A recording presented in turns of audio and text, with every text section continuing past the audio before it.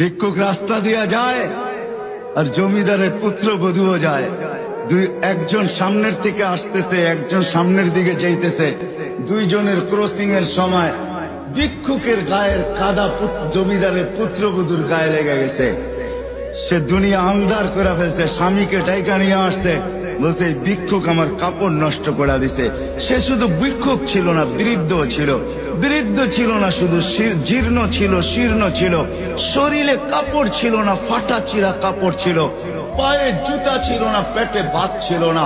জমিদারের পুত্র সইতে পারে নাই, যৌবনী শক্তি সয়তো সয় কি কইরা তার স্ত্রীর গায়ে ভিক্ষুকের কাদা। বস সমগ্র শক্তিকে হাতে জমা করা, একত্র করা বৃদ্ধের গালে বসায়।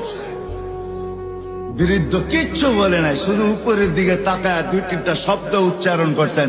শব্দগুলা হলো ইয়া মাল্লাহ তারা হলো ওয়ুন, ও আল্লাহ তোকে চোখে দেখা যায় না।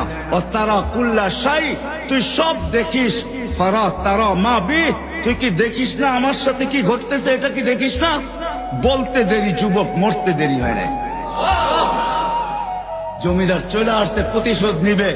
বৃদ্ধের একদিকে মুস্কি হাসি, একদিকে বলতেছে প্রেমের খেলা এমনই হয়।